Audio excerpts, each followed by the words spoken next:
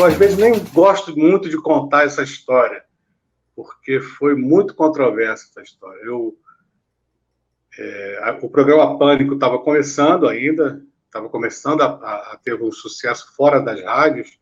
O programa Pânico do Emílio e do Ceará, daquele pessoal todo, do Mendigo, da Sabrina Sato, eles estavam começando a efervescer fora da rádio, estavam na televisão já, se não me engano era na Rede TV, e fazendo muito sucesso, principalmente o Silvio Santos, feito pelo Ceará. E aí, eu estava na viradora, falei, a gente tem que falar alguma coisa sobre Sorriso. Me veio à cabeça, eu vou convidar o Ceará fazendo o Silvio Santos, que é o homem que traz o Sorriso todos os domingos há anos e anos e anos e anos. E aí eu vou a São Paulo, né, com o aval do presidente Zé Carlos Monassa, contrato o Ceará, eu posso falar até quanto foi o valor, porque já tem muito tempo, e os valores já mudaram muito. Naquela época eram R$7 mil para 15 minutos de apresentação. Caramba!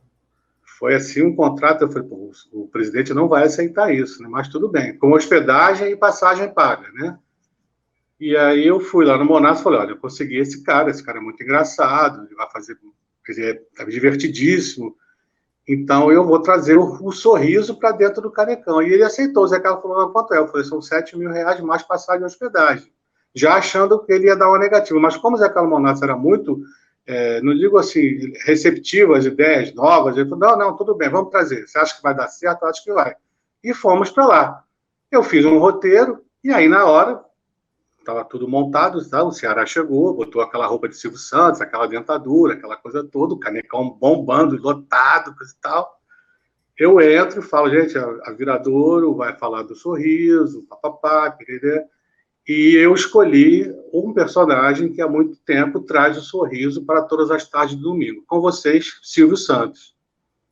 E aí, meu amigo, e entra o Ceará totalmente escrachado, com aquela roupa de Silvio Santos, aquela dentadura, e o povo gritando, todo mundo dando gargalhada, coisa e tal, e ele começa a improvisar algumas coisas do meu roteiro, algumas coisas do roteiro dele, e nesse improviso, né, o povo rindo demais, foi um espetáculo, ele começa a fazer brincadeiras com o Capitão Guimarães, Meu Deus! que era o presidente da Liga, e com o próprio atual presidente da Liga, o Jorge Perligeiro, né?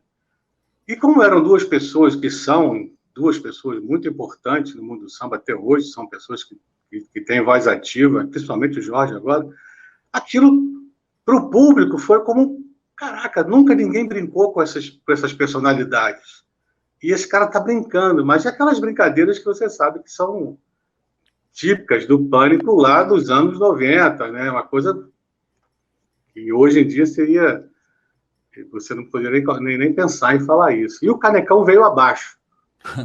Aí o Canecão veio abaixo, todo mundo rindo de se abraçar. Eu lembro do Machine nos bastidores, assim, na coxia, o Machine agarrado, se arrastando, e aquela saia justa, mas o objetivo foi conseguido. A gente conseguiu trazer o Sorriso da Viradouro para dentro do Canecão. Foi uma explosão. E aí você tinha... Ele fazia uma entrevista com o Dente, coisa e tal, mas as brincadeiras com essas personalidades importantíssimas do Carnaval, aquilo gerou um efeito que poderia ser uma reação contrária, gerou uma reação de muito esfuziante pela surpresa da coisa. Né? Pela surpresa da coisa. Então, o objetivo foi conseguido. Aí, no dia seguinte, eu acordo já, missão cumprida, nota 10 do jornal, a melhor apresentação do enredo, e ligo para quem? Para o meu presidente, né? Zé Carlos, Mauro Quintais, tudo bem? Ele, tudo bem, é o cara. É o caralho, pode falar. Porra, tu tá maluco? E eu nunca vi o Zé Carlos daquele jeito, cara. Ele tava descontrolado. Você tá maluco, rapaz? Você bota um cara para sacanear meus amigos? E, pô, eu falei, não, mas não foi sacanagem, foi uma brincadeira. Nada, você brincou. Aí ele falou, meu Deus do céu, tô frito. Aí eu falei, pô, preciso reagir, né? Preciso esclarecer isso, né? Porque alguém já tinha chegado a ele e dito, olha, ele brincou com o Jorge, ele brincou com o Capitão Guimarães, brincou com o público, falou isso, aquilo, coisa e tal. Parará. E aí eu liguei por acaso eu tinha o telefone do Júnior, que era o filho do Capitão Guimarães, que já na época parece que já era, administrava já a cidade do samba, tudo isso. Eu tinha, não digo uma relação estreita com o Júnior, mas eu tinha contato. Falei, Júnior, preciso falar muito com teu pai, coisa e tal. Ele falou, mano, pode ligar o número esse aqui, me passou o número. Eu lembro, estava na garagem do meu prédio aqui mesmo, onde eu moro, e da garagem eu liguei, Guimarães, eu moro em Quintais. Aí ele com aquela voz forte, fala, amigo, tudo bem? Tudo. Guimarães, você ficou chateado ontem que a gente fez aquela brincadeira com você? Ele falou, chateado? Eu adorei. Assim mesmo, eu adorei. Porra, aquilo foi divertidíssimo, vocês ganharam a noite, coisa e tal. Eu falei, pô, Guimarães, posso fazer um pedido muito pessoal? Dá para você ligar para o Monassa, porque eu acabei de levar uns porra aqui, porque ele tá puto dizendo que você tá chateado. Nada, eu vou ligar para ele agora, e fica tranquilo. Aí eu já fiquei tranquilo. Eu falei, pô, o Capitão Guimarães vai ligar, vai, e realmente foi uma brincadeira. E em cima dessa ligação do Guimarães, olha que coisa louca. Me toca o telefone Dona Terezinha Calil, esposa do Turcão, mãe do Marcelo, enfim. Terezinha Calil, que eu tinha o telefone porque eu fazia alguns trabalhos para ela de cenografia, logicamente sem cobrar nada, lá no projeto que ela tinha do Tio Sam, das crianças, tudo isso. Aí a Terezinha Calil me ligou. Falei, nossa, estranho a Terezinha Calil me ligando. O Torcão ainda estava vivo, e eu lembro que na mesa de baixo, que foi a mesa que o Silvio Santos mais brincou, que era a mesa do Guimarães, aquele pessoal todo, estava o São Antônio Calil, né? Dona Terezinha e seus familiares. E aí ela me liga e fala, Mauro, Terezinha Calil. Eu falei, pronto. Ô, dona Terezinha, tudo bem com a senhora? O São Antônio está bem? Está bem. Olha, estou te ligando para lhe agradecer. Eu falei, por quê? Há muito tempo que eu não vejo Antônio rir tanto dessa maneira. Aí ele falou, mas ele riu, ele se divertiu, estava ótimo, coisa e tal. Aí eu aproveitei e falou, dona Terezinha, já que a senhora está falando no assunto, dá para ligar para o Monassa e falar com ele, porque eu acabei de levar. Aí a dona Terezinha também liga para o Monassa, que ele tinha uma relação muito estreita, né? Ali por conta de Niterói, até mesmo de amizade e profissionalismo também.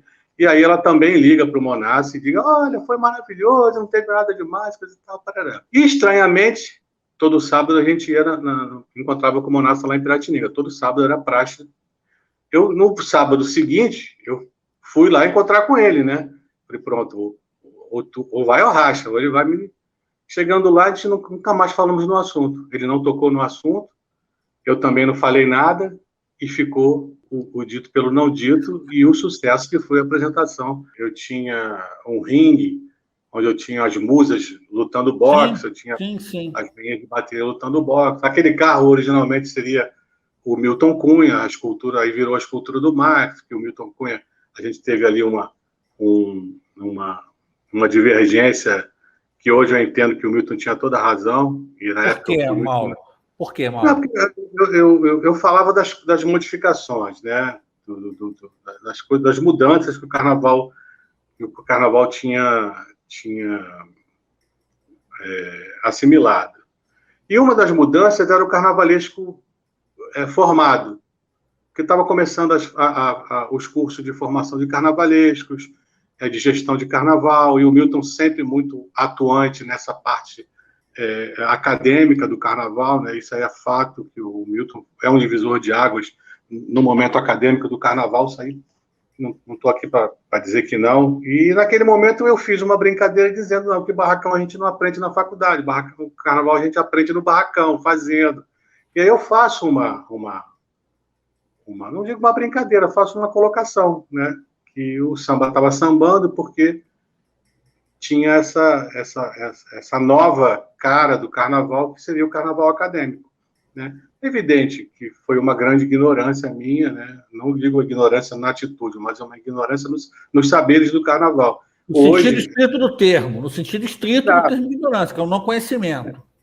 Mas, como eu não gosto de perder a piada, eu estava querendo fazer uma coisa jocosa, uma brincadeira, coisa e tal. E aí tinha essa figura do Milton no carro alegórico, aí embaixo tinha a briga das rainhas de bateria, duas rainhas lutando boxe, que, se não me engano, o Jorge Silveira usou também essa referência no carnaval dele. E aí o Milton, ele tinha o blog, se não me engano, era o Buraco da Lacraia, né? Sentou o cacete. sentou, cacete, no estilo Milton Cunha, que a gente adora. Baixou o sarrafo, né? E na época era muito reativo, e, porra, filha da puta, e baixou o sarrafo, dizendo que pá, pá, pá. E ele estava sendo homenageado no carro. Quer dizer, o Milton tem essa característica de o correto é o correto, entendeu? Ele estava lá no carro, ele ia ser homenageado, era uma escultura dele, ele ia desfilar na Sapucaí em forma de escultura, mas não. Ele defende o ideal dele, defende as ideias dele, independente dele estar sendo homenageado ou não no carro. E aí ele vai e mete o sarrafo em mim lá no buraco da lacraia, mas sim, sem pena, né? E ele no final, ele lembra mais ou menos da frase que fecha o texto, que ele botava no blog, ele falava assim, carnavalesco, coisa e tal, tudo bem, agora ignorância fica difícil de acertar, alguma coisa assim, né? Aí, tá me chamando de ignorante, eu fiquei muito puto naquela época.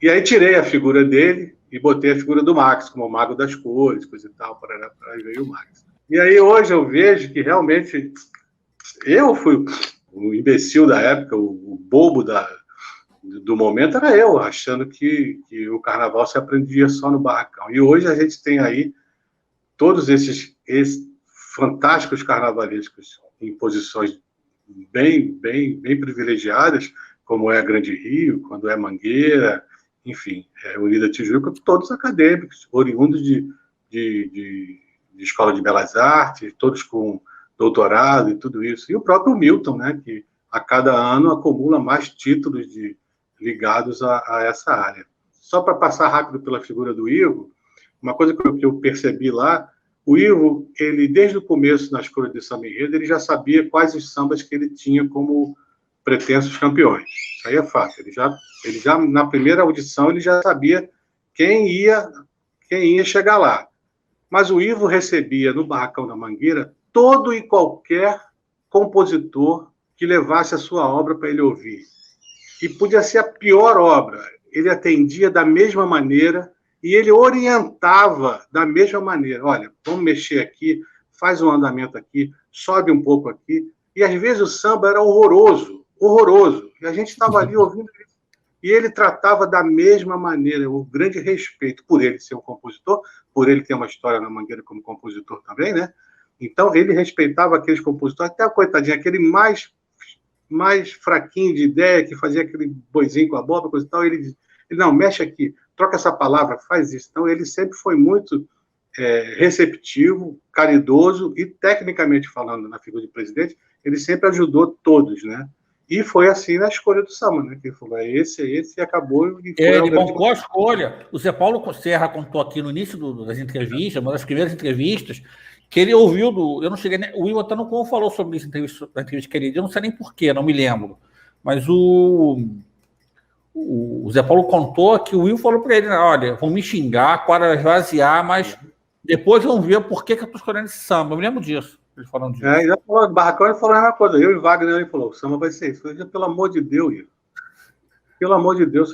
Não, é esse aqui, é esse aqui, é esse aqui. Aí eu conto aquela história, né, que o Wagner falou, vamos lá na frente do palco apoiar o presidente. Eu não quero apoiar o presidente, não, vou ficar aqui atrás. Qual é a tua versão dessa história do Serginho, Mauro? Não tenho. A minha versão é que é o que é visto na internet, se você pegar o YouTube. Ele sobe no carro alegórico, num diâmetro de 4 metros, o carro tem uma plotagem que era o surdo da Mangueira, né? A plotagem com o símbolo da Mangueira. Estava chovendo, ele achou que ia escorregar, ele arrancou o piso. Não tem o que discutir. É o que está escrito, está registrado ali no YouTube. Ele arranca o piso, porque ele acha que ele vai escorregar e vai cair num diâmetro de 4 metros. Uma pessoa com a habilidade do Serginho. E eu achei aquilo muito, muito forte. Talvez eu tenha dado importância demais àquilo. Talvez outras pessoas não tenham dado tanta importância. Aí eles, mas tinha que ter visto que aquilo ia escorregar. Não tinha que ter visto nada que ia escorregar. Quem tinha que ter visto era ele. Ele foi ao barracão, ele viu, ele sambou no local, né? Então, como é que eu vou fazer o símbolo da Mangueira sem ser numa plotagem daquele tamanho, com 4 metros de dinheiro? Só tinha aquilo. Uma pintura de arte? Quem que ia, naquela altura do campeonato, fazer uma pintura de arte ali para deixar áspero o suficiente para ele não cair? Então, foi uma decisão dele, né? Foi impensada, sem dúvida. Eu não quero mais julgar essa essa ação e esse acontecido, porque eu assisti o Ivo com uma outra versão dele. Então, se o presidente já tem outra versão, a gente não vai confrontar as versões. Eu acho que ele foi errado. Eu acho que um abre-alas que entra na madeira, o jogador já olha aquela madeira e fala, a coisa não está boa. Porque se você pegar o histórico das escolas, dificilmente você perde ponto em abre-alas. Porque o jogador está ali ainda, não, vamos ver. O cara desafinou ali, desafinou, mas vamos ver como é que fica. Agora, se ele vê um abre-alas na madeira, com piso na madeira, era claro que você tinha um pedaço da logo da mangueira, um pedação de madeira e outro pedacinho. O cara arrancou. Não botaram ali, tem alguma coisa errada. Aí o cara já começa a ter outro olhar para o que está vindo aí atrás. Isso é fato. Então, eu acho que foi um fator determinante para que a coisa não transcorresse tão bem como devia. Tomaram de assalto o ateliê que não entregava roupa, foi muito tumultuado, mas saiu. Conta essa história, Mauro. Como assim tomaram de assalto o ateliê? Conta essa história para a gente. Tinha um ateliê central, né? Um ateliê central que o material estava todo indo bem, porque tinha os parceiros da escola na época, né? Todo mundo acreditava nesse enredo, nesse projeto, né? Na chegada de uma nova diretoria, de um novo presidente com a identidade da escola, que tinha uma identidade com a escola muito grande, que era o Átila, que era uma figura simpática e tal. Tinha lá a sua diretoria, que também tinha uma identidade com a escola. E todo mundo acreditava. Então, você tinha aquelas parcerias de políticos, de comércio, de comerciantes, de pessoa física, todo mundo dando o seu pingadinho para a escola. Então, a escola estava trabalhando bem. Aí tinha um ateliê central, que estava com a maioria das roupas, que não entregava. E aí você chegava lá, você era hostilizado. Mas eu falava, gente, como assim? Você é o presidente da escola, chega no ateliê do cara, o cara te hostiliza, tipo assim, deixa que tá tudo certo aqui. Sabe essas coisas, esses ateliês reativos, essas coisas meio malucas do carnaval. Eu falei, não, porra, a gente tem que ir lá ver para ver que porra é essa, o que está acontecendo. Mas aí durante a semana tem gente lá. Como assim, gente? Vocês não estão entendendo. O ateliê é da escola, os caras trabalham para vocês não podem ver o trabalho. Aí todo mundo meio assim, eu falei, não, é muito, muito malmanzada isso. Aí no sábado, eu combinei lá com o Átila, com os meninos, vamos, no sábado a gente entra naquela porta. Vamos para o que der e vier. E não estavam trabalhando nem no sábado, sabe? Não trabalhava sábado, era uma maravilha o ateliê. E aí a gente entra nesse ateliê, era um galpão, a gente entra, aí tinha pé em cima da mesa, aderecista com o pé em cima da mesa, fumando. Eu lembro pote de manteiga em cima de tecido. Eu falei, gente, está tudo errado aqui. E aí a gente começa a cobrar, cadê isso, cadê aquilo? Daí a pessoa não consegue identificar. E aí eu comecei a identificar modelagem de roupa, até no brocado, caríssimo, que a gente suou para comprar. Aí tinha um amarrado de modelagem de um lado, tinha um outro amarrado lá na outra ponta do galpão, tinha um amarrado dentro da sala da administração. Eu falei, tá errado. Pô, para que está tudo errado isso aqui. E aí eles dão um choque de ordem nesse ateliê, essa semana foi no domingo, a gente, aí foi muito bonito que foi todo mundo, né? Do presidente... Faltava quanto tempo o carnaval, Mauro? Estava em cima da bucha, era coisa de 15 dias. E era muita coisa. E aí alguém convoca, se não me engano foi o Luciano, que convoca as baianas, que já eram costureiras da escola, né? Aí você vê a força de uma entidade, né? Como o Império Serrano, né? E aí todo mundo desce, entra nesse barracão e a gente começa a dar limpeza. O primeiro passo era limpar, que era uma imundícia. Aí limpamos as mesas todas, o Paulo Santos também ajudando, todo mundo estava envolvido, Gêner, Luciano, Beethoven, o presidente, o Átila, a bateria, a baiana, todo mundo ajudando, todo mundo metendo a mão, o Eduardo, que já faleceu também. E aí forramos as mesas, grampeando, coisa e tal. Aí as baianas chegam, as baianas que tinham habilidade em costura, para tentar montar aquelas modelagens que estavam espalhadas. E aí elas conseguem ordenar todas aquelas modelagens, e aí o ateliê começa a fluir, e aí o Átila, com a sua direção, começa a dar suporte para ele, de alimentação, tudo, e a coisa vai, e a gente consegue. Mas foi assim na data limite. Se a gente demorar mais 3 dias, a gente não ia conseguir terminar as fantasias, né? E a escola faz um desfile de campeã, sem dúvida nenhuma, com um samba facílimo, uma estratégia do do Arlindo, né? Se eu não me engano. O samba é do Arlindo, se eu não me engano. Sim, sim. O samba que já tinha uma grife, né? De facílimo entendimento, né? E com refrão de retorno. Era tudo que a gente queria. E a escola faz um puta desfile, sabe? Eu saí de lá de alma lavada depois de tudo que a gente passou. E aí acontece essa puxada de tapete. Aí eu vou te fazer a seguinte pergunta, Mauro. Desde outubro do ano anterior, já tinha saído na imprensa que ia subir a Inocentes. O que vocês ouviam nas internas? Que ia subir a Inocentes. Mas a gente não podia fazer nada, porque era o presidente da eu não me lembro o nome da entidade. Lesga, né? E aí o atual prefeito, né, era muito alinhado com o Império Serrano, né? Nunca deu assim dinheiro, nunca deu nada, mas sempre marcou presença, era muito alinhado com o Império Serrano. Ele foi no barracão uma vez, né? Teve lá um evento no barracão, até para ele olhar o barracão estava pronto, o barracão desse ano estava pronto, tudo pronto. Eu lembro que até convidei o Fábio Fabato, o Fabato levou o livro que ele tinha acabado de lançar, entregou lá para o prefeito. E aí, num bate-papo, a gente chamou o prefeito para dentro da minha sala, que era uma salinha que tinha no canto do barracão, e falou: presidente, o prefeito, está acontecendo isso. O Império está com o carnaval para disputar o título, mas todo mundo diz que vai ganhar a escola X. E aí o prefeito fala: olha, ele foi muito ético nessa hora. Ele falou: olha, eu não posso interferir no resultado. Isso vai contra qualquer princípio, não só meu, mas de qualquer prefeito. Eu não posso interferir no resultado. Agora, caso eu constate que alguma irregularidade aconteceu durante o julgamento, eu vou ser o primeiro a acabar com essa liga. Ele fala isso. E o que acontece? A escola ganha, e o que ele faz? Ele acaba com ela. Se você lembrar bem, ele acabou. Não só isso, ele ameaçou não reconhecer o resultado e convidar o Império para subir. Não sei se lembram disso. Mas aí ficou muito complicado, porque aí teve muita né? Mas ele teve uma postura política muito coerente e ética. Ele falou: não posso. Lógico que o que a gente queria, né? Pô, mexe os pauzinhos. Ele falou: não posso fazer isso. Senão não é isso. Então, a gente foi para ali sabendo que a gente entrou como campeão na apuração, mas sabia que não ia acontecer. Sabe aqueles filmes de sessão da tarde? Que o cara vai acontecer uma coisa em cima da outra, o cara tá todo fodido, aí o pombo caga na cabeça. Eu saí daquele desfile desgastado, cansadíssimo, já todo estrupiado. Aí quando eu vou pegar meu carro rebocado, e o guarda municipal que falou: pode parar aqui, estava no mesmo lugar, parado no mesmo lugar. Eu falei: amigo, você não falou que eu podia parar aqui? Ele falou: falei.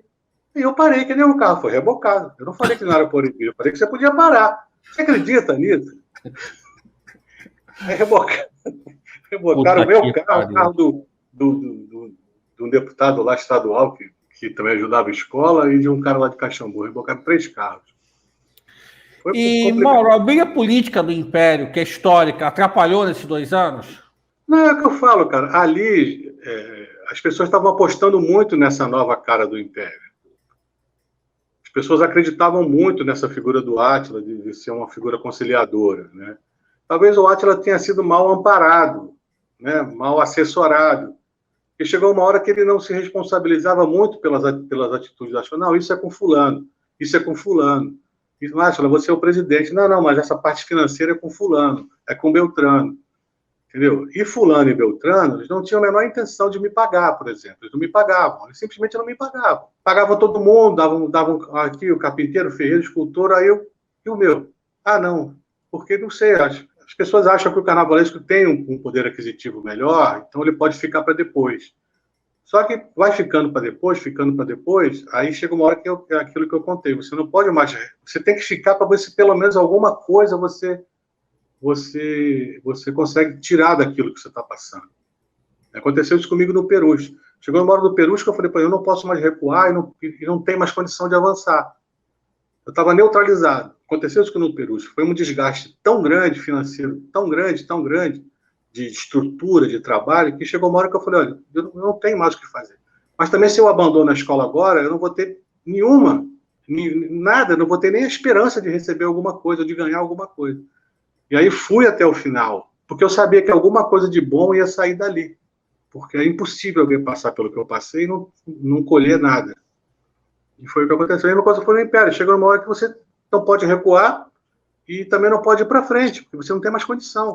E aí você se vê nesse turbilhão de ordens e contra-ordens e picuinhas e brigas físicas, e para lá e para cá, e aquele tumulto na sua cabeça. Aí é o que eu falo, o carnavalesco, ele tem que ser a amálgama dos profissionais que estão ali, seu carpinteiro, seu ferreiro, seu escultor, seu pintor de arte. Então, ele tem que ser essa figura conciliadora. Mas chega uma hora que não dá mais. Então, eu contei com o apoio do Puccinelli, que é o pintor de arte. Sabe, o pintor de arte foi lá, levou uns amigos dele da Escola de Belas Artes, conseguiram pintar umas coisas. Então, eu comecei a contar com parcerias, com amigos pessoais. Né, o próprio Rodrigo Bonan, sabe? E foi, assim, um caos. Do mesmo jeito, acontece aquele convite da Tijuca que eu relatei aqui, que o Horta me liga, né? Eu já tinha fechado com a Tom Maior, já estava tudo acertado, aí o Horta me liga, eu penso que é um trote, e com aquela voz de português, né? Ô, Paulo, eu presidente Horta e tal. E eu falo, tá bom, me deixa dormir. Aí desliguei o telefone. Aí ele ligou de novo. Ô, Mal, sabe, tá me ouvindo? É o Mal, é o Horta. Aí eu, porra, que saco. Tá bom, Horta, tá bom, desliguei o telefone. Aí na terceira vez, alguma coisa falou, o cara ligou 3 vezes pro mesmo trote? Não pode ser. E aí, a terceira vez eu já falo, quem tá falando? Ele fala, é Fernando Horta, da Unida Tijuca. Eu, Fernando, desculpa, eu não estava te ouvindo, né? E aí, ele me chama lá, eu vou na vidraçaria Ledo, que é aqui na Tijuca. Não contei para ninguém, porque eu não sabia o que ele queria falar comigo. Sinceramente, eu não sabia. Eu não fui para lá achando que ele queria falar comigo sobre contratação de carnavalesco. Até porque o Paulo Barros tinha acabado de sair da escola, era uma escola com campeonatos e tudo. Eu falei, eu estou em São Paulo, não deve ser isso. E quando eu chego lá na vidraçaria, né, ele falou, queres fazer parte de uma comissão de carnaval? Pode ser, vamos embora. O Paulo está saindo, eu estou deixando aí as pessoas que trabalharam lá, que é a Nick, o Marquinhos e o Wells. Eu queria que você fizesse parte da comissão de carnaval. Eu falei, olha, eu aceito, mas antes eu tenho que conversar com a minha presidente, que é a Luciana, lá em São Paulo. Eu já estou contratado pela presidente Luciana. Então, eu não posso assumir nenhum compromisso. Se ela disser não, é não. Isso aí é uma questão ética que eu já estava carregando comigo pelas experiências anteriores. E aí eu liguei para a Luciana. Estranhamente, a Luciana já sabia. Falou, Mauro, já sei o que é. Você vai ser contratado pela Tijuca. Eu falei, alguém deve ter ligado, ele se comunica, alguém deve ter ligado avisando. Ela falou, olha, pode fechar à vontade, deixa que a gente se vira aqui, porque, para mim, a melhor propaganda do meu carnavalesco é ser contratado pela Escola Campeã, que a Tijuca tinha acabado de ser campeã. O Clóvis Bornai foi uma história muito pitoresca, porque estavam desenvolvendo um enredo sobre a Suíça, mas era um passeio turístico, chocolate, os Alpes, e aí tinha o Giger, que foi o suíço que criou o Alien, todas as informações que a gente trouxe a parte medieval. Então, estava uma coisa meio um enredo quadradinho, com um passeio turístico pela Suíça. E aí a gente sempre conversava lá no barracão, a gente precisa arrumar um gancho. Eu falava muito isso, a gente tem que arrumar um gancho para linkar a Suíça com o carnaval. Mas não dá. Aí eu vim para casa, estou aqui em casa de noite, na rede social, coisa e tal, e aí um amigo meu posta uma coisa lá engraçada, o pessoal brinca com ele, coisa estranha, coisa e tal, pereré. Aí eu falo assim, vou brincar com o Clóvis Bornai. Vou pegar uma imagem do Clóvis Bornai aqui na internet e vou jogar nessa postagem do meu amigo para fazer uma brincadeira de destaque, coisa e tal, pereré. E aí vou lá, copio, colo a imagem, coisa e tal, trabalho mais, jogo na postagem do meu amigo, faço a brincadeira e volto. Mas quando volto, a tela está aberta lá no Clóvis Bornai. Eu falei, já está aberta, eu vou dar uma pesquisada aqui. Olha só que as coisas são loucas. E aí eu vou lá e começo a pesquisar o Clóvis. Vou ler um pouco sobre a vida do Clóvis Bornai. E logo no começo eu vejo filho de espanhol com suíço. Eu falei, pronto, arrumei o link. No dia seguinte eu chego no barracão eufórico. Gente, arrumei o link do carnaval. O que é? Clóvis Bornai era filho de suíço. O quê? aí todo mundo, pá, pum, pum, pum, o Carlinhos já entra no circuito, que era a pessoa que estava fazendo o texto, e pum, conseguimos fazer esse link com o Cláudio Bornai através dessa revelação despretensiosa, uma brincadeira com um amigo, e aí fizemos isso. E depois eu fiz uma live com o Amarildo Melo, com os museólogos, falando e perguntaram dessa coisa do Cláudio Bornai, falando do Bornai, e eu participei falando do Bornai. E aí uma das museólogas falou outra coisa, Mauro, o Cláudio Bornai, na verdade, não é filho de suíço. Aí eu vim a descobrir que a informação era errada, ele não era suíço.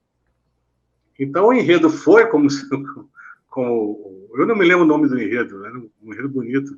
É um conto marcado, né, no tempo, o olhar suíço de Cláudio Bornai, que era um suíço paraguaio, pelo que você está falando. E depois eu vim a descobrir que ele não era filho de suíço. Essa museóloga veio e falou, ele não é filho de suíço, não. Essa informação é errada. Tá na literatura, está aí na internet, mas estava errado. Aí eu falei, mas já foi. Aí fizemos um belíssimo desfile, né? Que a escola estava robusta ainda financeiramente, né? Então, fora isso, ainda teve essa parceria com a Suíça, né? A escola acho que veio, não me lembro a classificação. Ela ficou em quarto, mas ela só ficou em quarto porque teve um jurado de enredo que, na justificativa, disse que ia tirar ponto, esqueceu de lançar a nota, calhou como 10, aí inverteu Tijuca com Portela. A Tijuca acabou em quarto, a Portela em quinto, quando deveria ser do contrário. Esse dinheiro foi patrocinado do Sorriso, Mauro? É aquilo que eu já contei também. A ideia era conseguir um patrocínio, que é uma cidade muito rica, sabe? Soja, milho e algodão. Então, é uma população que vive em função daquilo. Acho que você tem a parte mais dos agricultores, dos funcionários, você tem a parte dos grandes proprietários. Então, era uma moleza conseguir dinheiro ali. Mas o presidente tentou, todo mundo tentou, de alguma maneira o prefeito não deu nada. E aí tem aquela situação engraçada que o Horta sempre tem um camarote lá, muito confortável, que ele comercializa o camarote dele, né? O camarote da Tijuca. É um camarote que atende a ele e também ele comercializa espaços do camarote. E aí uma pessoa chegou e comprou não sei quantos espaços do camarote e era o prefeito de Sorriso. E aí o Horta está lá no camarote, olhando, quando ele olha, vê o prefeito lá dentro, se divertindo e tal, e filha da puta, não me deu um tostão, foi vice-campeão e está no meu camarote. Deu, né? Acabou dando indiretamente, né? De alguma maneira, né? O que a gente viu lá? A gente viu aquelas varandas de ferro fundido, as lojas, os comércios, coisa e tal. Aí vamos fazer os comércios aqui, Ani. Fizemos umas vitrines lá Aí tinha uma chapelaria. Eu gosto muito de recriar elementos arquitetônicos, né? Aí tinha uma chapelaria, tinha uma loja de música, de instrumentos musicais, com as vitrines, tinha uma loja de bebidas e tinha uma loja de voodoo. Eu fiz uma loja de voodoo. Aí eu comecei... No carro que caiu. Do carro que caiu. Caramba. E aí eu procurei esses símbolos, essas coisas do voodoo, fiz uma pesquisa, botei lá umas coisas, umas caveiras, umas velas, Não se pediu permissão para mexer com isso, correto? Uns bonecos espetados, aí tinha uma loja do voodoo lá. Não se pediu permissão para mexer com isso, correto? Lá no voodoo, lá em Nova Orleans, eu falei, você não vai chegar aqui, não. Chegou. Aí fiz a loja foi justamente no carro. E foi esse carro que o nosso figurinista, que é o Rômulo Roque, eu ia falar Rômulo Ramos, que já nos deixou também. O Rômulo Roque, que é o nosso figurinista, né, que trabalha comigo até hoje, nas escolas de São Paulo, ele estava nesse carro desfilando. Vou sair no carro. Aí saiu no carro, botou uma fantasia lá, coisa e tal, e o carro caiu. Falei, Rômulo, foi o voodoo ou foi teu pé frio? Porque o carro quebrou justamente... Esse carro deu problema na confecção dele, Mauro? Não, foi tranquilo. O barracão foi todo tranquilo. O barracão ficou todo prontinho, não tinha nada para fazer na avenida. Foi um problema técnico mesmo do hidráulico, né, do sistema hidráulico, que não foi contrapinado. Eles só conseguiram contrapinar o lado direito de quem vai na avenida. Eles colocaram o contrapino do lado direito e não conseguiram botar os contrapinos porque os os anéis não estavam alinhados, que o carro tombou, né? Ele tombou um pouco, aí o alinhamento para você enfiar o pino, ele desalinhou. E aí o pino não entrava. E aí o técnico falou, vamos confiar no cilindro, o cilindro hidráulico segura. Então, só botaram o contrapino de um lado. Aí foi só no cilindro, o que sustentava a estrutura do carro era o cilindro hidráulico. Só que você tinha ali em cima cento e tantas pessoas pulando, numa sintonia que era o ritmo do samba. Então, você tinha uma sintonia, né? E aquilo foi reverberando, pressionando sistematicamente o cilindro. Chegou uma hora, eu não sei o que aconteceu, de repente a mangueira inflou, alguma coisa, o cilindro perde a compressão, e aí quando perde a compressão, desce, todo o conjunto desce. Só que como estava contrapinado do lado direito, né, porque se ele tivesse livre dos contrapinos, que seriam as travas, ele desceria inteiro. Talvez fosse até melhor, porque aí ia sumir aquilo na avenida, porque queria passar arriado e as pessoas iam ficar lá dentro. Mas ele tomba, porque estava contrapinado do lado direito, então ele tomba para o lado que o cilindro não sustentou, ele vira, cai do lado. E foi muito mais perigoso, que aí você catapulta as pessoas, né? A gente deu sorte de não voar ninguém ali no setor 1. Foi muito rápido tudo aquilo. Onde você estava quando aconteceu o acidente, Mauro? Ali. Eu venho sempre na frente da escola, e volto. Naquele momento eu estava ali, até porque eu estava entendendo que ninguém estava entendendo nada. Eu não sou melhor que ninguém, mas naquele momento me deu uma certa lucidez, e aí eu falei, porra, alguém tem que estar aqui para organizar isso aqui, porque eu senti que o desfile não ia parar. Não tinha uma ação contundente, ou da direção da Liga, ou dos próprios desfiles. E você acha que tinha que ter parado, Mauro? Você acha que tinha que ter parado o desfile? Não, eu até dou uma declaração na Globo, quem puder resgatar, que eu sou a pessoa que falo, né, que se propõe a falar. O repórter pergunta, Mauro, você quer falar? Eu vou te entrevistar, você quer falar? Se eu dissesse, não quero falar, eu podia ser mais um a ficar escondido, né? Mas não, eu acho que nessa hora você tem que... Eu acho que nesse momento o carnavalesco é o porta-voz do problema. Da minha maneira que ele é o porta-voz do sucesso. Ele é o porta-voz do problema. Quando você quer falar, eu quero falar. E nessa hora eu falo, olha, aconteceu um problema técnico, parará, a Defesa Civil está aqui analisando o carro alegórico, os bombeiros estão analisando o carro alegórico. Agora, acredito também que o público pagou e o espetáculo não pode parar. Infelizmente, a gente vai ter que ir com essa falta dessa alegoria. Aí eu dou uma explicação que era a minha verdade naquele momento, e é o único momento que alguém da escola fala. E aí, quando eu chego, vejo que a coisa está muito tumultuada, que aquela alegoria não vai sair dali, ela não tinha como entrar no recuo, porque não dava. Né? E aí a gente vai tentando fazer com que vai fazer, o que vai fazer. E aí o Fernando, que era o diretor de harmonia, e de carnaval também, falou, vamos começar a passar. E aí começa a passar a escola até para o espetáculo não parar. Né? Eu sabia que ia chegar uma hora que todas as alegorias iam estar ali paradas e a escola ia embora. E aí, em determinado momento, alguém libera a alegoria. E o desfile vai todo fora da ordem, evidente, mas vai embora. Agora, é o que eu falo, a parcela de culpa da Tijuca foi um profissional específico, não foi Ferreiro, não foi o Elcio, né? Era um profissional específico que criava o hidráulico, que subia e descia, e tinha a função de contrapinar. Então, não estou isentando a Tijuca. A Tijuca não teve, assim, a culpa direta. Foi negligência da Tijuca, negligência do presidente, negligência do barracão. Não. Foi um problema técnico que era terceirizado dentro do desfile da Tijuca. Mas, ao mesmo tempo, até a minha experiência de ter trabalhado com segurança de trabalho, me parece claro que quando vocês viram que eu não encaixava o contrapino no lance, vocês resolveram correr o risco, que o cilindro segura. Nós não, a gente não sabia. Tudo isso acontece dentro da alegoria.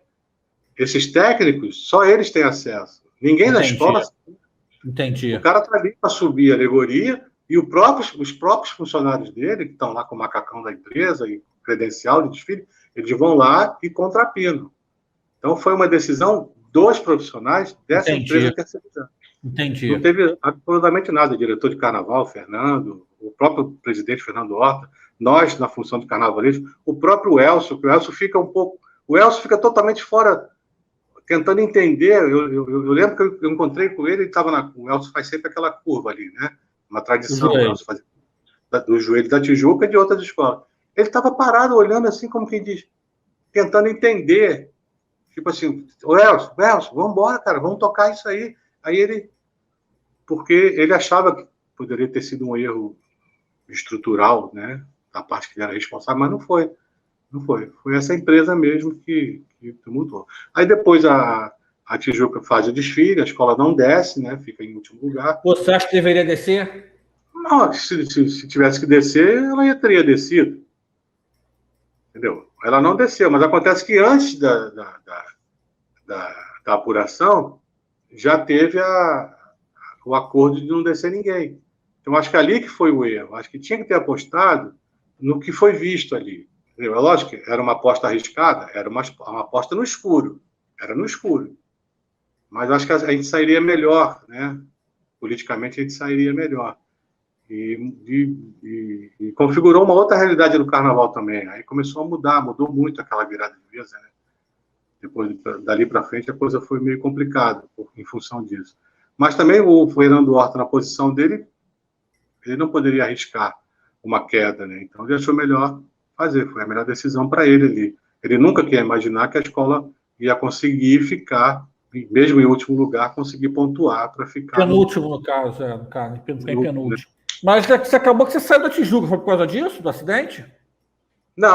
Não foi por causa de um acidente, não, muito pelo contrário, até porque eu me posicionei no desfile, dou a entrevista e fui solidário ao presidente, o Fernando Horta, que nessa hora você tem que ser solidário, porque ele tomou muita paulada porque muita gente foi em cima dele, querendo indenização, querendo dinheiro, querendo uma série de coisas, levando conta de hospital, e ele e o departamento jurídico dele alinhavando todos, não deixou ninguém desamparado, entendeu? Nenhuma das pessoas que estavam ali, mas foi feito com cautela, saber realmente se a pessoa estava, qual foi a gravidade, quanto que essa pessoa precisa levar, realmente a pessoa gastou tudo isso, que aí começa a aparecer um monte de coisa, cadeira de roda, muleta e clínica particular. Então, ele e o departamento jurídico dele, que é muito atuante, foram alinhavando aí os problemas que o desfile acarretou, e ele conseguiu apaziguar os ânimos lá e atendendo a todo mundo. Nesse meio tempo, aconteceu uma confusão lá com o meu nome, dentro da Tijuca, que foram dizer que eu estava querendo ir para o Império Serrano, aí volta ao Império Serrano. Um passarinho chegou no ouvido do Fernando Horta e disse que eu estava ligando para o Império Serrano, que estava no grupo de acesso, tentando voltar para o Império Serrano. Uma coisa totalmente descabível, porque você está numa escola como a Unida Tijuca, em quarto lugar, um vice-campeonato, e um acidente, mas que não mexeu em nada com a nossa imagem de carnavalesco. Por que eu ia querer ir para o Império Serrano? Nada contra o Império Serrano. Se eu tivesse sido convidado, eu até poderia pensar, vem aqui para o Império, vamos retomar o Império vai... Não, eu não tinha nada com o Império Serrano. A única contato que eu tinha com o Império Serrano eram ligações de brincadeira que a gente fazia, que eu deixei amigos lá, o Hélio, o Márcio, enfim, o Leozinho. Então, às vezes, a gente trocava ideia, batendo papo e falava, vou para o Império aí, me chama de volta que eu vou para aí. Coisa de bobo, de velho bobo, de brincadeira.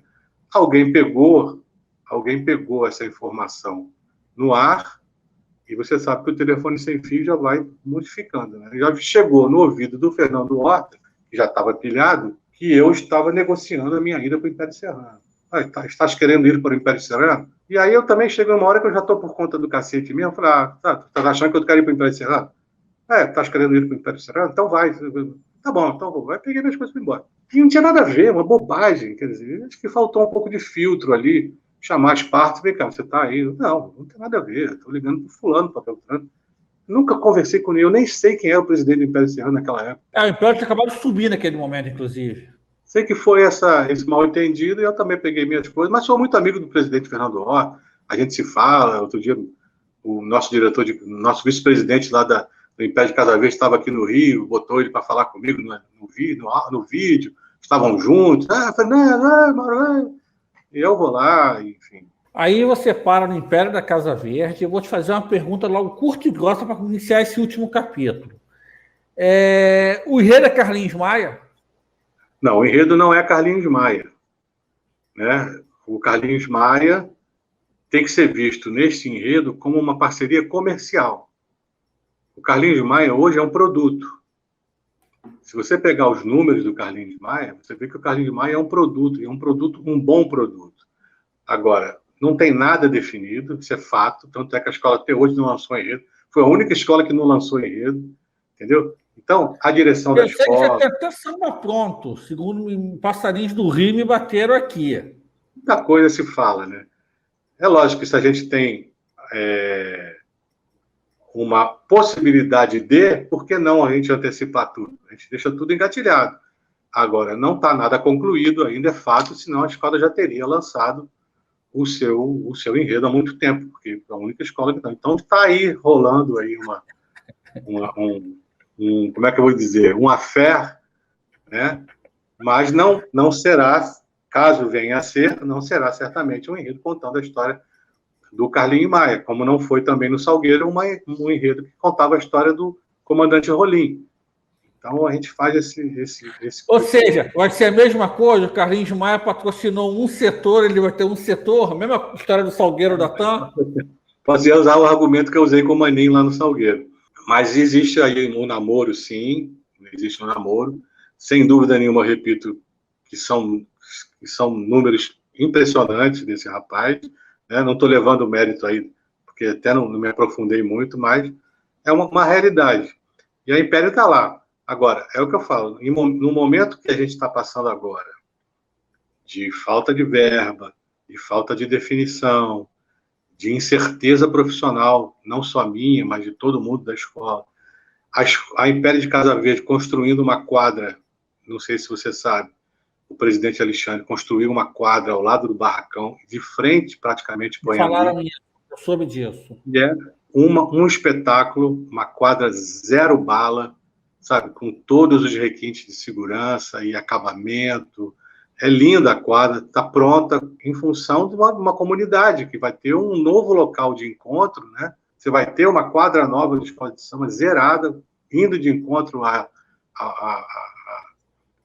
essa reestruturação do Anhembi, né? Então, acho que aquele núcleo ali vai ser muito beneficiado tanto para o Império quanto para o próprio Anhembi. E você tem um ano difícil, comercialmente falando, para uma escola de samba. Você tem um presidente com um projeto que é o da quadra, que está pronto. Quem puder passar lá e olhar vai ver que está lindo o negócio lá. Me lembra muito o que aconteceu no Porto da Pedra, só que 10 vezes maior. Até São dois tigres, né? São dois tigres, né? Dois tigres, exatamente. Olha só, mais uma coincidência, né? Da vida, né? A vida vai levando dois tigres. Eu fui muito feliz no Porto da Pedra. Então, a gente tem aí esse trabalho do presidente Alexandre Furtado e sua diretoria, e a gente tem que buscar parcerias. A gente tem que buscar parceria. Não tem fôlego suficiente para você conseguir fazer. Então, a quadra está pronta, né? Quanto mais parcerias a gente conseguir trazer nesse momento, é melhor para a escola. Agora, quem vai ser beneficiado? É a comunidade. Perfeito. Então, o enredo não está definido, mas seria sobre influenciadores com Carlinhos Maia pagando um setor. Seria mais ou menos isso? Não é para influenciador. Essa ideia dos influenciadores, ela foi ventilada assim, mas não é. Eu te garanto que não é. Perfeito. Vou ser bonzinho com você. Caso venha a coisa acontecer, não é específico falando de influenciadores. Também seria uma coisa interessante, né? Porque é uma realidade, né? É uma realidade, né? É importante a gente saber desses números, é importante a gente saber dos benefícios que esses números trazem para outros segmentos fora da internet. Tem muita coisa aí para se falar.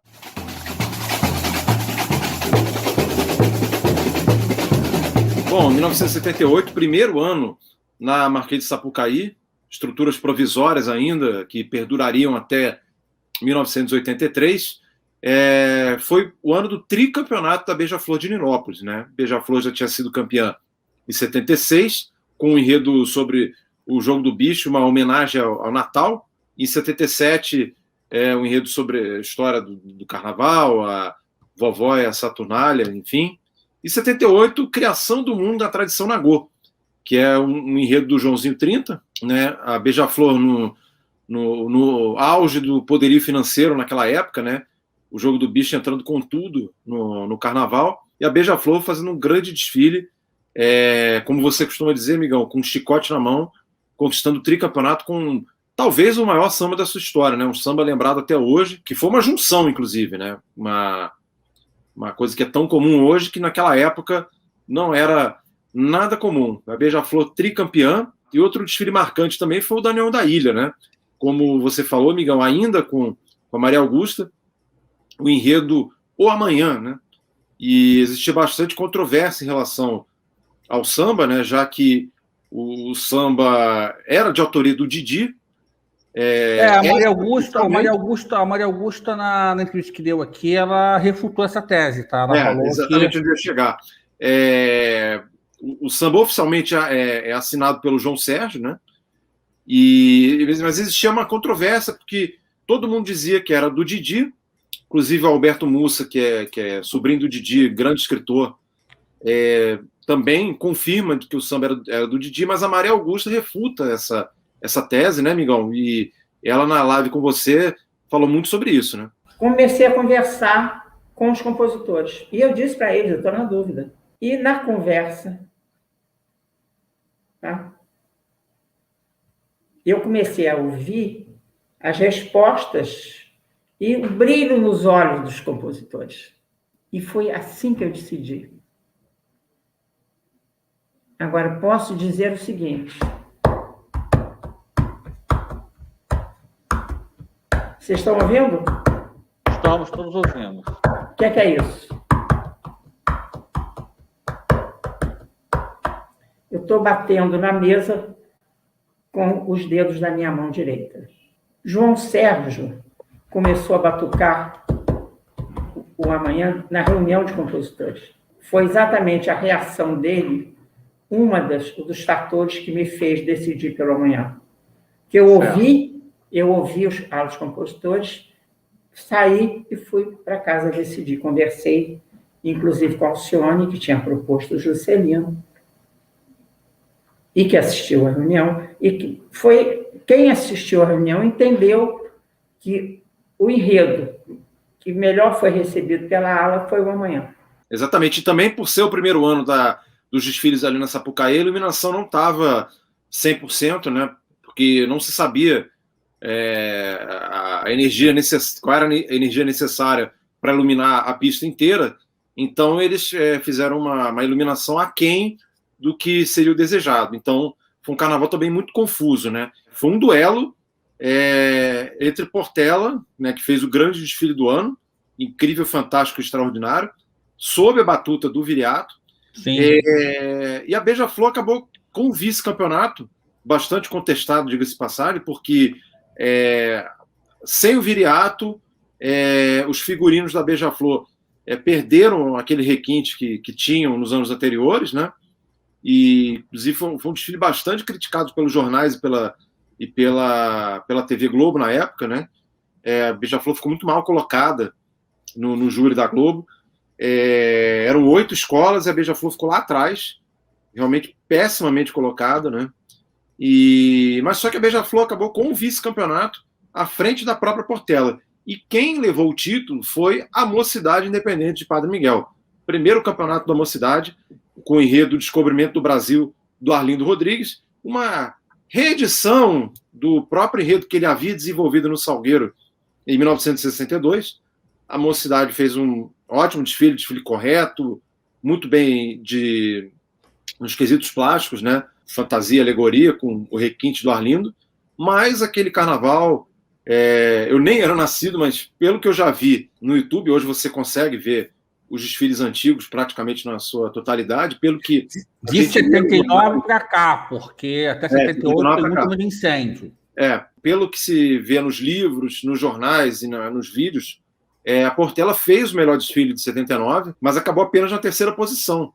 E atrás da Beija-Flor, muito contestada, e da Mocidade, que conquistou o seu primeiro campeonato. E é até uma situação curiosa, Pedro, a vinheta de carnaval da Globo em 79 tinha como a música um refrão do samba da Mocidade Independente, que dizia: de peito aberto é que eu falo ao mundo inteiro, eu me orgulho de ser brasileiro. que é bastante ufanista, numa época que ainda estávamos na ditadura. Eu fico imaginando, Pedro, se hoje em dia tem uma vinheta oficial da Globo com um samba de alguma escola, né? Ia dar um rebuliço puta que pariu. nas redes sociais, né? E aí foi um carnaval bastante atípico por ter apenas 8 escolas, o número mais baixo na fase contemporânea dos desfiles, e a Mocidade acabou conquistando o título à frente de Beija-Flor, Portela, a Mangueira no surpreendente 4º lugar, num samba muito veja bem, como você fala, que é o termo lata pessoal, na colheita do cacau, que não tinha uma vez, mas 2 vezes no samba.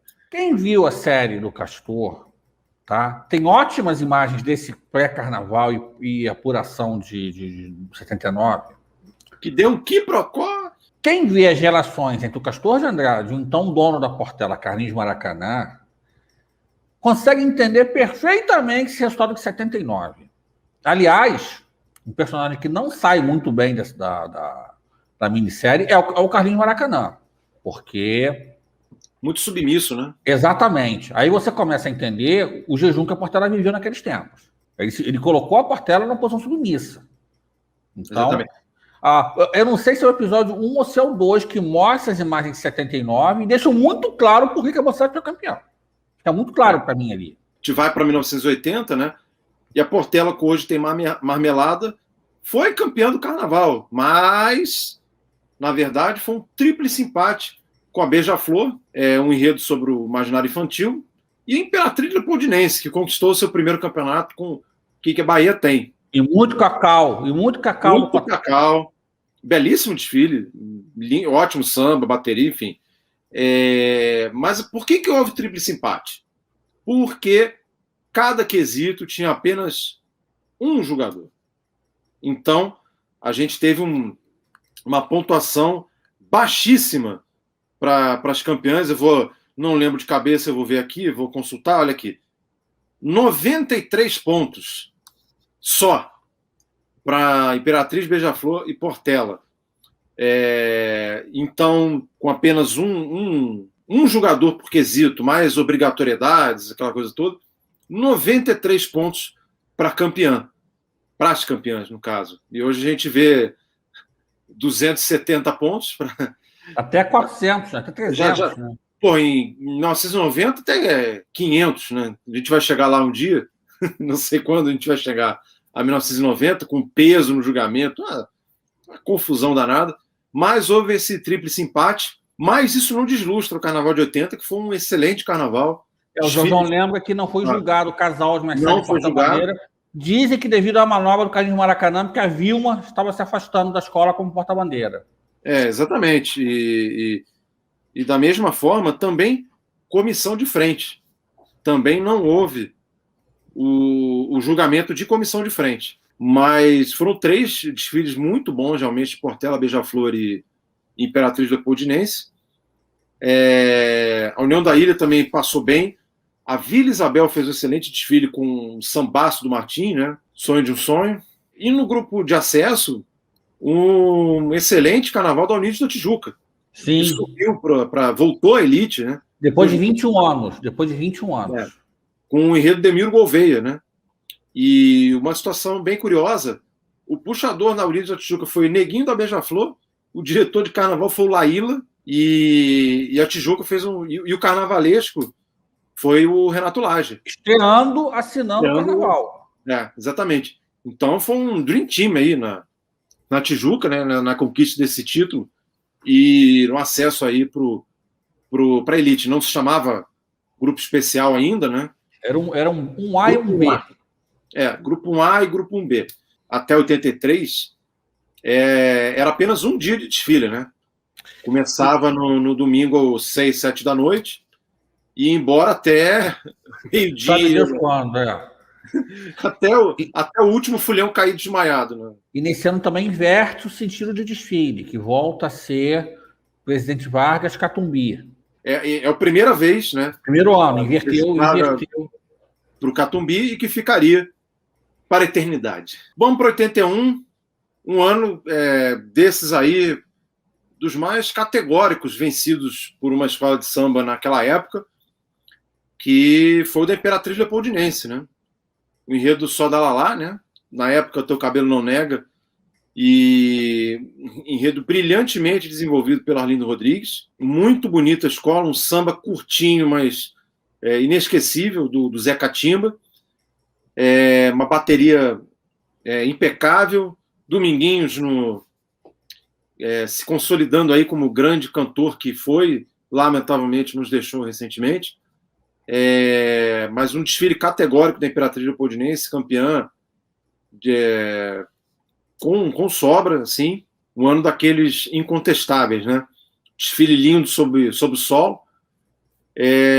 A Beija-Flor, com mais um vice-campeonato, um enredo que deu polêmica, porque colocava o carnaval como oitava da maravilha do mundo, só colocava a muralha da China como maravilha e a gente sabe que não é.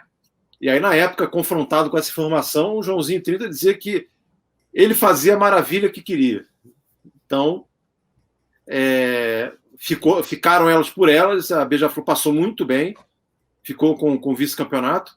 A Portela, Pedro Migão, a sua Portela, teve o carnaval assim, mais ganho que ela poderia ter tido e jogou fora, Pedro. Por quê? Alguns motivos. O samba talvez seja o samba mais pura bolha que a Portela tem nessa história, assim, mais samba de churrasco, digamos assim, junto com 84. E junto com, acredite se quiser, o Modelo Sol Pelô, você já começa a ouvir aqui e ali uns festinhos. A Portela foi prejudicada pela invasão da pista. Que, aliás, outras escolas foram prejudicadas, aliás. Né? Também, mas a Portela chegou a um nível... Passava um filete, assim. Né? Filete. E o seu Nésio Nascimento campeou errado. Veja bem!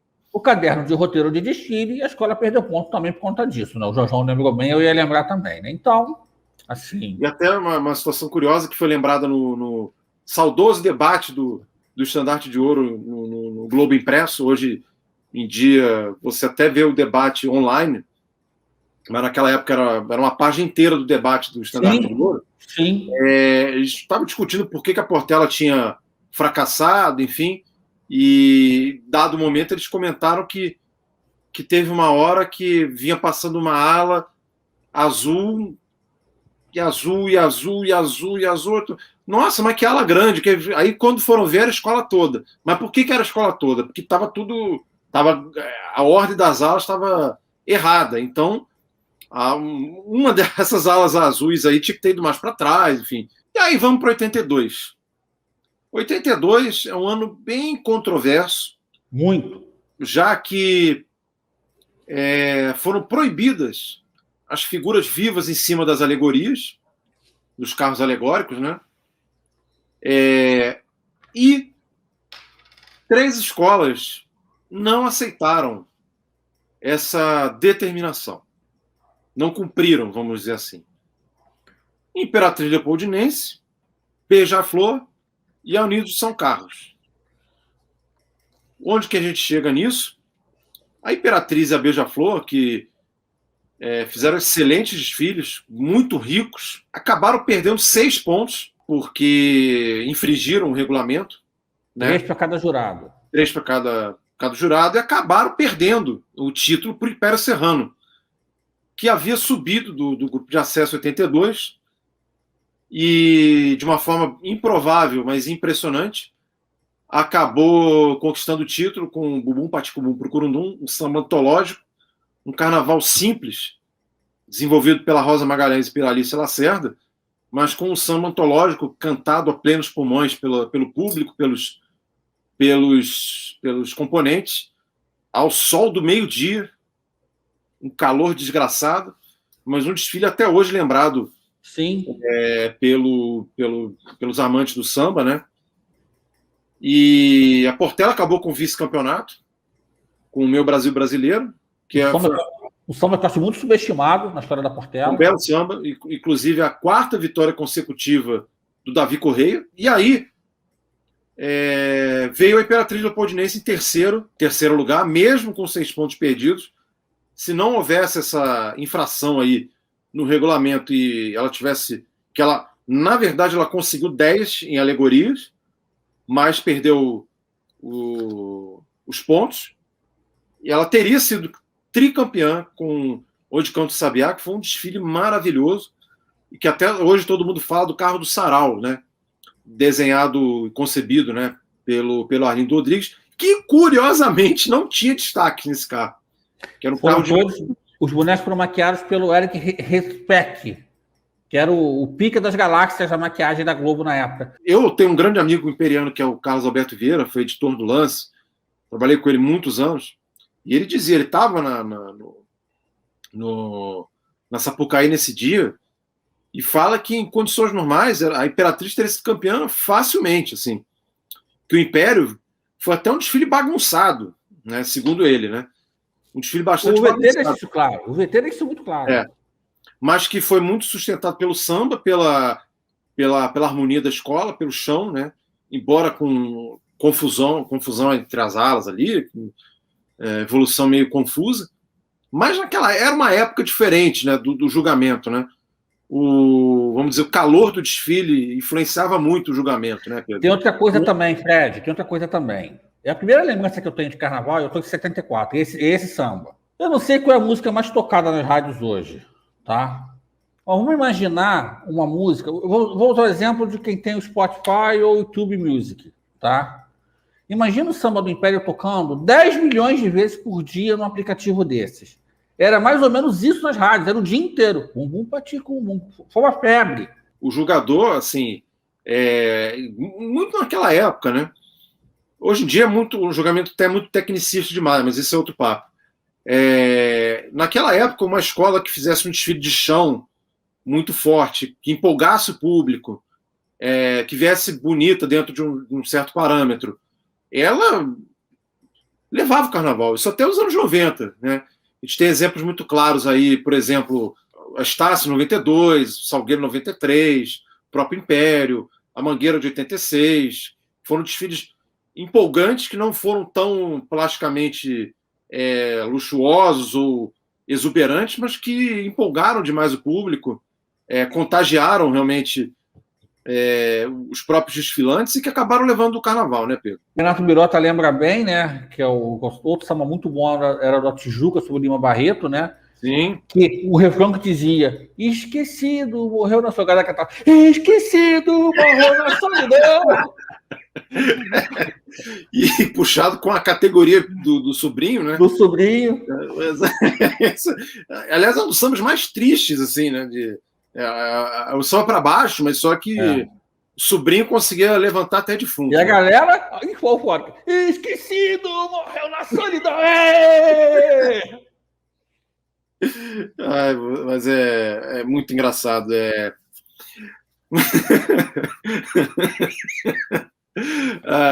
Mas assim, é curioso porque esses carnavais das arquibancadas móveis aqui, assim, eram, sei lá, 15, 16 horas de desfile, cansativo, com sol, com chuva, mas assim, eu confesso que eu gostaria muito de ter visto pelo menos um desses carnavais ali na Sapucaí, né? Eu não tive esse privilégio, né, Pedro? Ó, vamos recuperar isso aqui, ó. Vamos lá. Alegorias e adereços. Vamos lá. Julgador Messias Neiva. Vamos lá. Ó, alegorias e adereços. Vamos lá. Portela, que foi a vice-campeã. 6. Vamos lá. Império Serrano, que foi a terceira colocada e que, para mim, deveria ter sido campeã. Um desfile muito melhor que o do ano anterior. 7. Imperatriz Leopoldinense. Arlindo Rodrigues, lindo desfile. 8. Mocidade Independente de Padre Miguel, como era verde meu Xingu. Desfile maravilhoso, concebido pelo Fernando Pinto. 6. Que filho da puta. E Beija-Flor de Nilópolis. 10. Essa nota decidiu o carnaval. É só você pegar essa nota final. Ó, e vamos passar pelas outras escolas aqui. Ponte, 5. Vila Isabel, 6. Tijuca, 7. Mangueira, Max Lopes estreando na Mangueira, 6. União da Ilha, cadê? União da Ilha, 7. Salgueiro, 6. Aliás, 5. Salgueiro ganhou 5. Única escola que ganhou 10. Esse é um ano que a gente pode falar que teve alguma coisa esquisita no resultado. Assim, Mas por que a gente fala que teve uma coisa esquisita? Para ficar claro que não há nenhuma perseguição a Beija-Flor. Justamente nesse carnaval de 83, o Joãozinho 30 fez talvez o seu pior trabalho na concepção de alegorias. Sim. Em todos os anos anteriores, a Beija-Flor passou belíssima, com alegorias exuberantes. Os carros da Beija-Flor era só queijo. Eram só queijo. Eram só queijo, não tinha escultura nenhuma. Escola toda em branco e prata, que até se justifica porque... Adorário, foi a última tal. Foi a última, então, e o enredo era a grande constelação das Estrelas Negras, né? E, obviamente, você, para dar a ideia de enaltecer a raça, você bota ela de branco, né? Enfim, o Pelé não foi, que era nos homenageados. Pelé não foi, mas você tinha Clementino de Jesus, tinha Grande Otelo, enfim. O enredo era uma ideia interessante até, se a gente parar para pensar. Só que, em termos de alegoria, não merecia 10, não merecia. Merecia talvez 8, 9, sendo muito benevolente. O problema é que o Império estava belíssimo, levou fumo. A Portela passou muito bem, fumo. Imperatriz do Arlindo Rodrigues, que foi talvez o melhor conjunto alegórico, assim, em termos de luxo. Fumo. Mocidade, que era extremamente criativo, de Fernando Pinto. Fumo. E a única que levou 10 é que não merecia 10. Então, realmente, bem complicado esse julgamento. Some-se a entrevista que ele deu no Jornal o Globo no dia 19 de fevereiro, contando da justificativa, que ficou muito claro que, assim, estava esquisito. Entre outras barbaridades, o Messias Neiva falou que não conseguiu julgar direito todas essas escolas que eu citei. E só conseguiu julgar direito a Beija-Flor porque a Beija-Flor desfilou de dia. O Império também tirou. Só que a Imperatriz, a Mocidade, o Império e a Portela, parte do desfile, foram de manhã também. Então, muito veja bem, né, Pedro? Muito veja bem. Porra, bota veja bem nisso. Na verdade, a bem da verdade, se formos analisar, eu já vi esses desfiles também, estão disponíveis aí na internet. Eu teria dado o título para o Império. Para mim foi o desfile mais legal do ano, mais bonito. E a Mocidade, se não tivesse tido problema de harmonia, evolução no final, poderia ter brigado também. A Portela foi bem correta também, foi um belo desfile. Para mim era Império ou Portela, era uma ou outra. Um desfile que foi crescendo muito, um samba que era pouco cotado até, e Davi Corrêa perdeu, inclusive, a final. E se afastou da escola? Se afastou da escola. Uma bateria excepcional do mestre Marçal naquele ano. Um dos andamentos mais legais que eu me recordo assim, de ver, de ouvir da bateria da Portela com o mestre Marçal. Foi um desfile que cresceu muito, fantasias belíssimas, eu acho até num nível um pouco superior das fantasias, das alegorias, e foi o último ano da Clara Nunes desfilando na Portela. Sim. 2 meses depois ela faria aquela fatídica cirurgia de varizes e teria choque anafilático. Existe também essa questão das versões, né?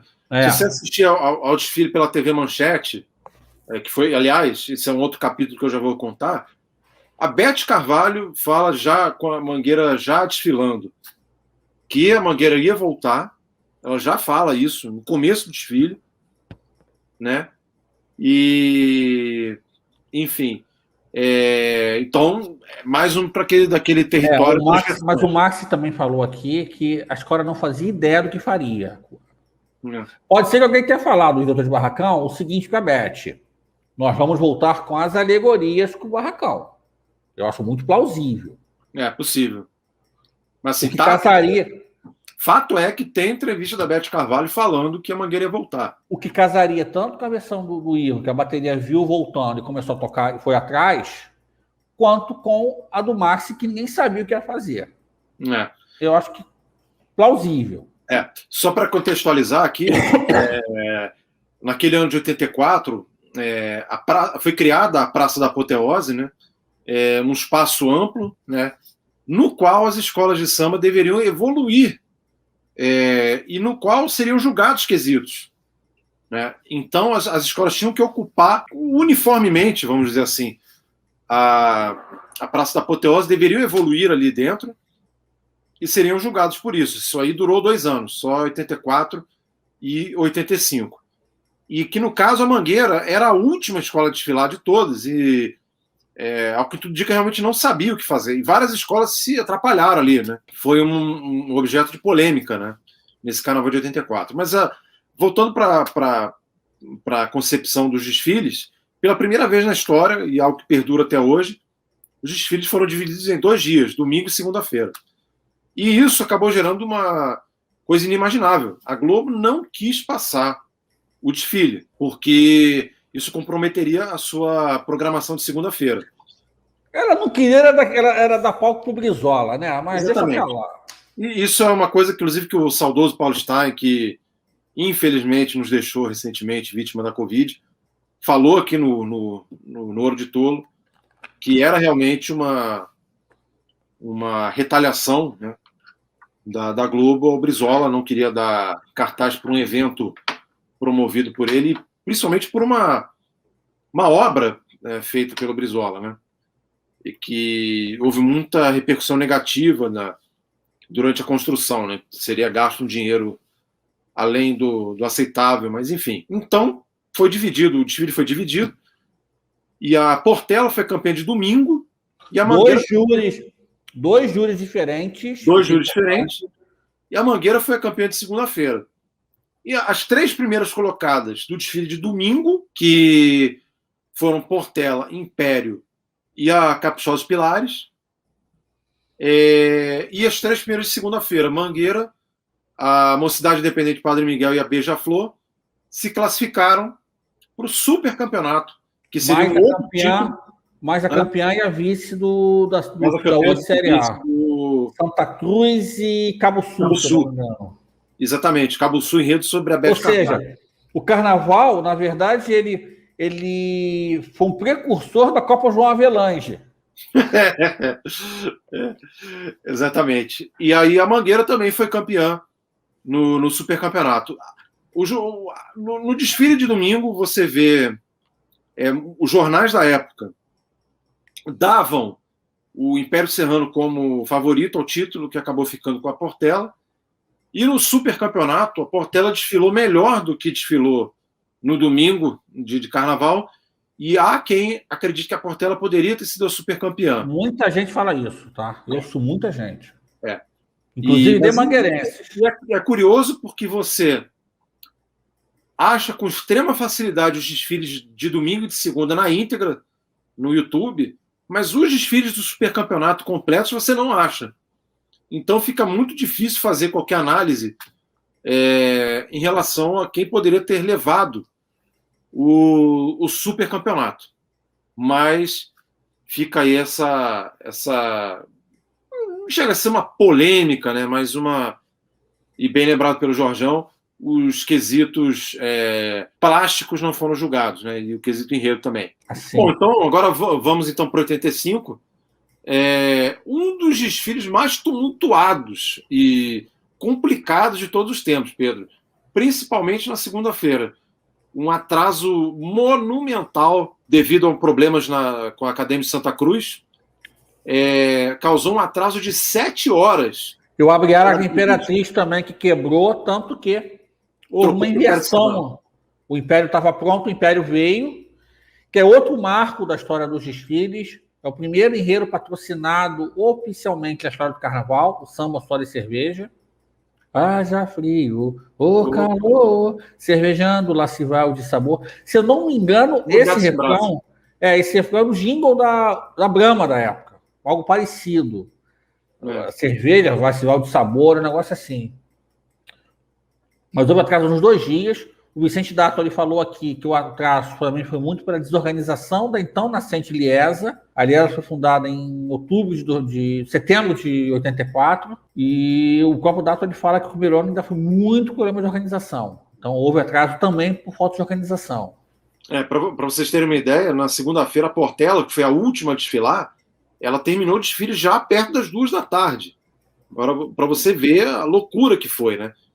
As pessoas desmaiando na pista, enfim, aquele sol de verão a pino, mas a Mocidade campeoníssima com o enredo Ziriguidum 2001, Carnaval nas Estrelas, que era o auge do poderio financeiro, do poderio político, do poderio de tudo que você possa imaginar do Castor, que é muito bem retratado no excepcional documentário do Dr. Castor do Globoplay.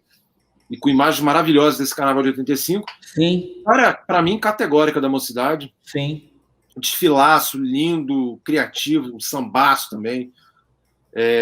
Puxado pelo Ney Viana e pelo saudoso Davi do Pandeiro também. Os dois já falecidos, o Davi do Pandeiro falecido recentemente. Um desfile sensacional, assim, desses que eu gosto de pegar um dia e revê-lo, assim, porque é um desfilaço mesmo. E um ano tétrico para Mangueira. Que vinha do título de 84, do Supercampeonato.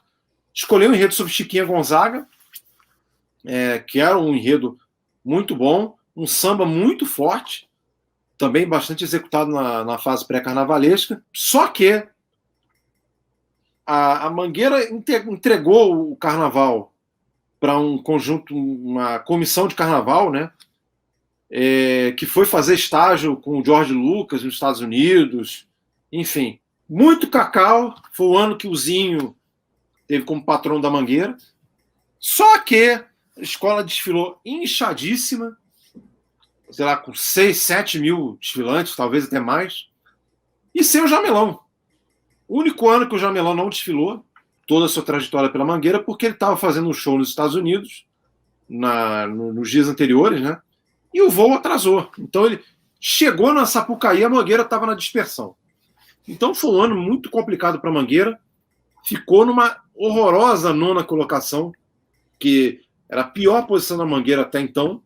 Depois superaria essa façanha. Vamos chegar lá. Talvez o desfile mais lembrado, depois da Mocidade, daquele ano foi o da Caprichosos Pilares. Né? Sim. Que foi um enredo, por falar em saudade, um enredo muito criativo do Luiz Fernando Reis, né? Um samba jocoso, divertido, que tinha como um dos autores o Carlinhos de Pilares, saudoso intérprete, que assim, o Carlinhos tinha cacos durante o desfile impagáveis, como soltar um peido com a boca, se é que podemos dizer isso, né? Enfim, foi um desfile memorável da Caprichosa, também sob sol. O Luiz Fernando também contou aqui no Ouro de Tolo, não em vídeo, mas em texto, que na premiação do Estandarte de Ouro, que por sinal foi para Caprichosa dos Pilares, que o Fernando Pinto disse para ele que temeu perder o carnaval para Caprichosos. Né? Realmente foi um desfile muito marcante da Caprichosos, tá? O maior desfile da sua história, né? E foi o carnaval que marcou a volta da democracia. Você tinha Tijuca, tinha Vila Isabel, você tinha a própria Portela, você tinha... Caprichosos? Caprichosos, né? Um enredo muito corajoso, de passagem. Até já aproveitando, emendando para 86, a Caprichosos fez um enredo muito crítico sobre a americanização do Brasil, né? Enredo muito criativo, que ganhou, inclusive, o Estandarte de Ouro de melhor enredo. Melhor enredo. Um samba que acabou sendo bastante até popular, mas que até o desfile não rendeu tanto quanto se esperava de 85. De qualquer maneira, foi um desfile marcante pela coragem do Luiz Fernando em contestar essa americanização do Brasil, que persiste até hoje, né? Mas, enfim, isso é outra história. E um ano de enredos críticos, realmente, como o Pedro falou. Muito bem lembrado pelo Beto. A gente acabou passando por isso. Macobeba, que é um dos melhores sambas da história da Unidos da Tijuca, um enredo muito criativo também do Renato Lage, mas o Renato fez de uma forma mais sutil e metafórica, que era baseado no manuscrito holandês, né? E no caso, a Caprichosa foi uma crítica mais direta. Peraí, esse enredo não era do Renato, esse enredo era do Paulo César Cardoso. Sim, mas foi desenvolvido. O Renato desenvolveu a parte plástica, mas assim, a mentoria do enredo era do Paulo César Cardoso. Sim. E aí, Miguel, aproveitando que o Renato falou... Eu vou falar sobre esse samba. Peraí que eu vou falar. Polêmicos da Unidos da Tijuca na volta ao grupo especial, vamos dizer assim, tinha uma visão diferenciada dos pecados capitais. Da luxúria, o enredo é sobre a luxúria. Voltado para a luxúria, Pedro Miguel. Era um samba machista? Era um. Agora, era um samba que tocava em temas que são avançados até hoje. O samba tocava em bissexualismo, quando dizia que o cara comia piranha no almoço, o viado no jantar, em português claro. É um samba que toca na liberdade sexual da mulher. Era virado no jantar, era virado. Não fode, porra. Ele toca na liberdade sexual da mulher, quando fala da mulher que vai encontrar o Ricardão, da maneira torta. Ele fala a filha com fama de sapatão. Ele fala da liberdade sexual da filha, fala de homossexualidade, eu já falando bobagem. O Beto está me corrigindo, bissexualidade, isso. Resumindo, um samba machista? Mas ele é um samba que hoje discute questões que são tabu na sociedade ainda hoje. E mais uma outra coisa. A gente pensar, Pedro, que a gente vive numa democracia há 36 anos, e eu diria para você, hoje, se resolvem fazer isso, um enredo desse, com samba desse, ia levar muito mais burdoada do que já levou em 86. Sim. Doutor Sócrates, brasileiro Sampaio de Souza Vieira de Oliveira, então jogador do Flamengo, foi convidado para ser jogador do Carnaval de 86. Na bateria. Porque eu não sei qual a aptidão que ele tinha para jogar bateria. O Sócrates aceitou ser jurado. E aí, sabe de marcação, tá certo. Ele batia bem na bola, mas não batia bem. Enfim, fato é que o Sócrates deu notas polêmicas naquela apuração, como nota para Portela, que ganhou o estandarte de ouro de bateria daquele ano, se não me engano. Ganhou. E o doutor Sócrates lascou uma nota baixa para Portela. Só que aí acontece, acho que foi o Globo ou o JB, fizeram uma materinha sobre o Sócrates jogando. Foram tirar a foto, tá o Sócrates com a lata de cerveja na mão, na cabine de jurados. Aí, veja bem, né? Veja muito bem. Só que acabou que o Sócrates ele não influenciou no desenlace do resultado, assim, no que tange a campeã, vice, enfim. Então, acho que a Portela ganharia uma posição, né, Pedro? Isso, seria a terceira colocada no lugar do Império. Enfim. Mas realmente marcou época, digamos assim, o Sócrates jogando bateria no Carnaval. Coisas das escolas de samba, né, Pedro? Puta que pariu. Foda. Tem coisa que só acontece com a águia, vou te contar. Puta que pariu, mano, deixa pra lá. Falando em julgamento, veja bem. Não, isso não veja bem, não. Isso foi uma vergonha escancarada mesmo. Vamos a 1987, que tal como 83, quando a Beija-Flor foi campeã de uma forma complicada, para dizer o mínimo, a Mangueira se sagrou bicampeão em 87, com um enredo em homenagem a Carlos Drummond de Andrade, com uma plástica fraca, um desfile confuso, em que se salvaram a bateria e o casal, basicamente, talvez a empolgação dos componentes, e um samba muito veja bem, como diz o Renato, e que rendeu uma história maravilhosa contada pelo Ivo Meirelles na live do Pedro Mingão. Pedro Mingão. Ele ganhou, mas não levou. Ele ganhou a disputa, ele cantou o samba, sambaço. Muito melhor do que o samba que ganhou. Muito melhor que o samba vencedor. Quando anunciou o resultado, estava a galera da rapaziada armada e perguntaram a ele: você quer ganhar o samba? Rapaziada, você quer ganhar o samba? Depois encara essa turma. E o presidente da Mangueira virou para o Ivo e falou: esse samba que nós escolhemos é fraco, mas nós vamos ganhar o carnaval para mostrar que não precisamos do seu samba. A Mangueira vai ganhar o carnaval com esse samba. Para bom entendedor, minha palavra basta, né? Porque a puta que pariu, assim, foi outro ano. A Mangueira, naquele ano, eram 16 escolas. Ela, com boa vontade, teria ficado ali em 8º, por ali. Você teve, para mim, a minha campeã teria sido a Mocidade, com o Tupiniquim. Foi o Canto do Cisne do Fernando Pinto, que Deus o tenha. Um desfile, talvez, eu diria que o mais criativo, inteligente que já passou pela Sapucaí. Talvez. Bem lembrado aí pelo... O Fernando Pinto, 88 é dele, ele deixou tudo pronto. Mas, enfim, Beto, bem lembrado. Tudo aí que você falou, muito bem lembrado. Né? Você teve a Mocidade, que para mim deveria ter sido a campeã.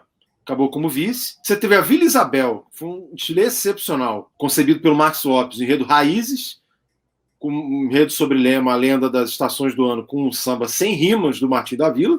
O único da história. Espetacular o samba, espetacular o desfile também, embora para mim a Mocidade tenha sido melhor. Você teve um belo desfile do Salgueiro, o enredo do Renato Lage também. Talvez o último desfile competiu o título do Império Serrano. E esse do Salgueiro, o último samba do Didi, faleceria logo depois.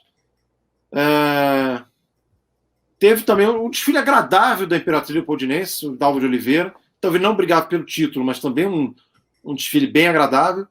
Teve uma beija-flor com aquela pujança daquela época, né, com bastante cacau,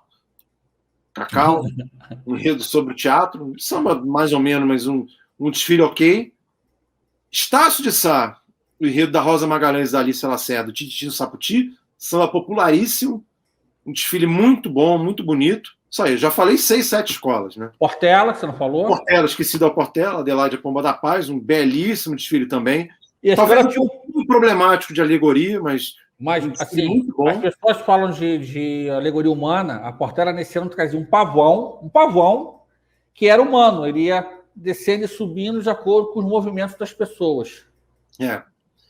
Enfim, 7, 8 escolas ali melhores que a Mangueira. Para mim, o título, e além disso, teve problemas de notas descartadas, então houve muita confusão.